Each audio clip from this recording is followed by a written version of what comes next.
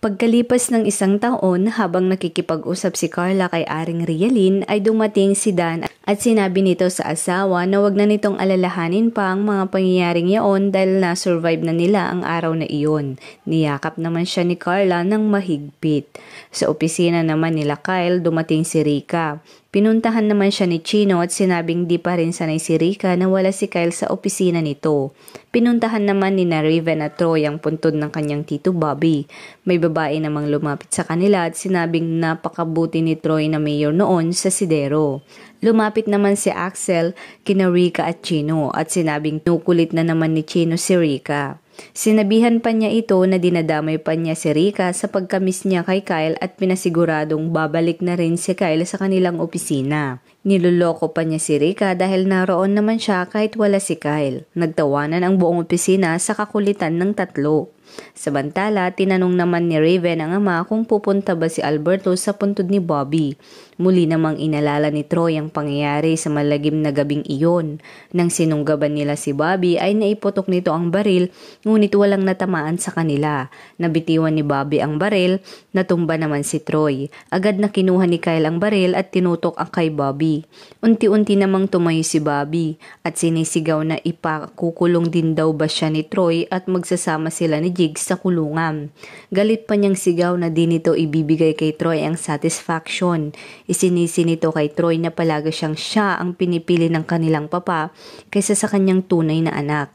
Hindi raw ito papayag na muling manalo si Troy sa kanya. Unti-unti siyang umaatras sa edge ng floor hanggang sa malaglag na ito mula roon.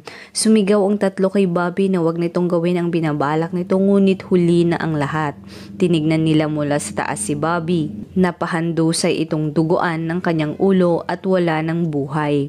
Sinasabi naman ni Troy kay Raven ang mga what ifs nito na napigilan sana ang ganoong pag-iisip ni Bobby at maaaring mangyari sa kanya habang umiiyak. Pinasigurado naman sa kanya ni Raven na hindi siya matutulad kay Alberto at proud ito sa kanya at muling magsimula ulit.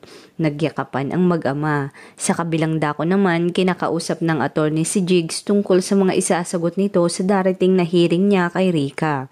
Naroon naman si Alberto na sumusuporta sa apo. Sinabi nitong alam na ni Jigs ang gagawin nito at sinabihan ng attorney na gawin nito ang dapat dahil siya ay bayad at i-destroy si Rika sa korte. Nagsalita si Jigs at tinanong ang lolo kung alam ba nito ang petsa sa araw na iyon. Sinabi nito sa kanyang lolo na ito ang araw ng death anniversary ng kanyang daddy. Mariing sinabi ni Alberto sa kanya na isipin nito ang kaso nito. Naiyak namang sinabi ni Jigs sa kanya na minahal siya ni Bobby kahit basura ang tingin nito sa kanyang daddy. At di daw nito maisip kung bakit mas pinili pa ni Bobby ang mamatay kaysa makita ang disappointment ni Alberto sa kanya. Binalaan naman siya ni Alberto at sinabing mag-ingat ito sa kanyang mga sinasabi dahil siya na lamang ang kakampi nito sa ngayon. Iginiit pa nitong kailangan nilang i-avenge ang pagkamatay ni Bobby kay Troy at sa pamilya nito. Binalita naman ni Rika sa ina na inadmit na ng korte ang video na nakuha ni Ravens as evidence sa pagka-inosente ni Rika at pagsasabi nito ng totoo. Nag-aalala rin ito sa posibleng mangyari sa hearing na maaring bubuo ng ibang kwento si Jigs at tuluyang mababasura ang kaso nito kontra kay Jigs Ramones. Sinabi naman ni Carla sa anak na wag na itong mag-alala pa dahil sigurado namang mananalo sila sa kaso at naroon silang pamilya para kay Rika sa anumang mangyari at anumang maging resulta ng kaso. Nagyakapan ang mag-ina. Sa court hearing, unang dumating ang pamilya Sikat. Sumunod sina Alberto at lawyer ni Jigs. Ipinasok na rin si Jigs sa korte at mapapansin sa kanyang mukha ang kalungkutan. Nagkatinginan sila Rika. Ganon din si Jigs kay Raven.